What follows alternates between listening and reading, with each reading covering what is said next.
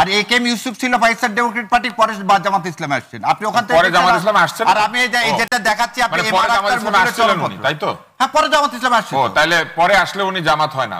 না না, ওই সময় কে ছিল? আপনি ওই সময় লোককে ঢুকাই দিবেন। আমি এখন যদি বলি তুষার ভাই এখন আপনি বিএনপির পক্ষে কথা বলতেছেন, আওয়ামী লীগের সাথে আপনি আওয়ামী লীগ ছিলেন। না না, আওয়ামী লীগ ছিলেন, তাহলে কি জিনিসটা কি রকম হবে? না, আওয়ামী লীগের সময় আমি আওয়ামী লীগ ছিলাম না, এখন আমি বিএনপি না। শুনেন, আপনি জয়ের ইয়া নিছেন। হ্যাঁ, আমি নিছি। আপনি নিছেন, আবার বলেন না কথা। এবার কথা বলেন না, সব বলেন না। আমি ফখরুল ইসলাম আলমগীরের সাক্ষাৎকার নিয়েছি। তাহলে আপনি কি আওয়ামী লীগ? হ্যাঁ, তাহলে আপনি আওয়ামী লীগ। আপনি জয়েরটা নিছেন, ফখরুল ইসলাম আলমগীরটা নিছেন, তাহলে আওয়ামী লীগ। পেশাদার উপস্থাপক, কি সুন্দর লোকজন যখন সাক্ষাৎকার দিতে আসবে আমার মতো উপস্থাপকের কাছে আসবে। তিনি তো সকলের সাক্ষাৎকার নিয়েছেন, তাই যখন ওকালতি করতে যাবে তাহলে কি তাকে আওয়ামী লীগ বলা যাবে? আমার কাছে আসবে। তাহলে কি আওয়ামী লীগ বলা যাবে? আর যে লোকটা পাকিস্তান ডেমোক্রেটিক পার্টি করতো, ধরে নেন মুসলিম লীগ যারা করতো, পরে বিএনপি আসছে, তাদেরকে আপনি বিএনপিতে আসার আগে কি বলবেন? মুসলিম লীগ। আর বিএনপি আসার পর তো বিএনপি বলবেন না মুসলিম লীগ বলবেন। আমি সেই কথাটাই বলছি, উনি যখন জয়েন নিছেন তখন তো তাকে আওয়ামী লীগ বলবো না।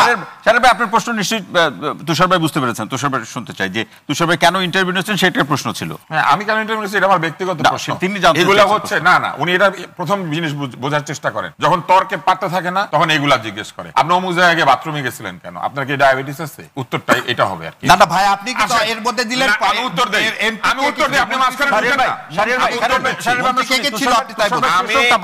আমি বাংলাদেশ টেলিভিশনে যাই যখন ওর জন্ম হয়নি, এবং আমি টেলিভিশনে শুধু উপস্থাপনা করি না, আমি বিতর্ক করেছি। বাংলাদেশে যদি ৫-১০টা উপস্থাপকের নাম বলা হয়, কেউ পক্ষপাত না করলে আমার নাম বলতে হবে। তাও ভাগ্য ভালো হাঁটুর বয়স বললেন না। না বলতো, হ্যাঁ এটা বলেননি, ভাগ্য ভালো। আপনি আমার বয়স জানেন না, হবে না ওই কথাই বলেন না। বাংলা ব্যাকরণ পড়তে হবে, ও মাস্টার আন্ডারমাইন করেন না। আপনি হয় এটা বন্ধ করবেন। শাহরিয়ার ভাই তুষার ভাই শেষ করুক, এরপর আপনার করব। জি জি। হাঁটুর বয়স একটা বাগধারা। হরলাল রায় পড়লে তো ভালো হতো, জ্যাকব পড়ে বাংলা ব্যাকরণ সারাদিন।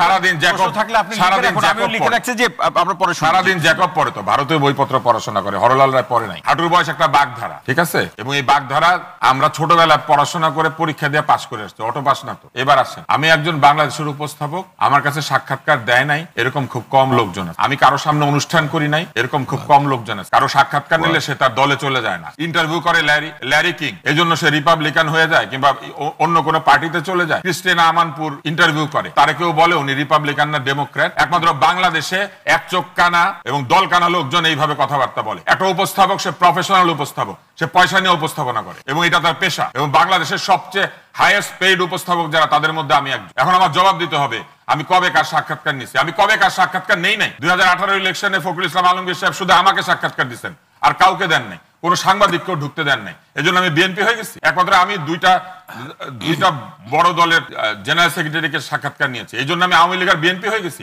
এটা আমার কাজ।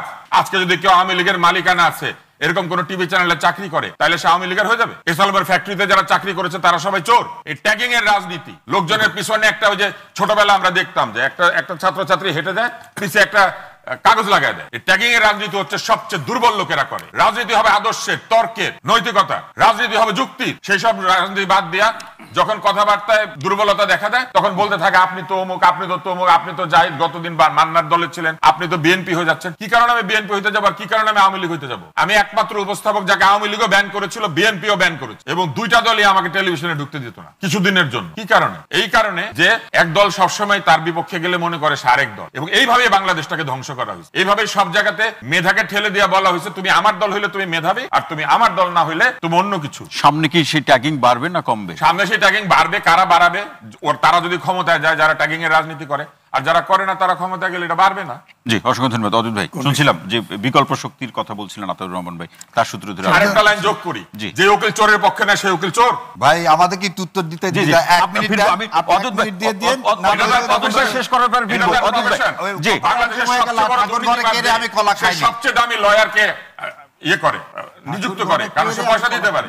জি, সেই কারণে কি লয়ার আপনার কাছে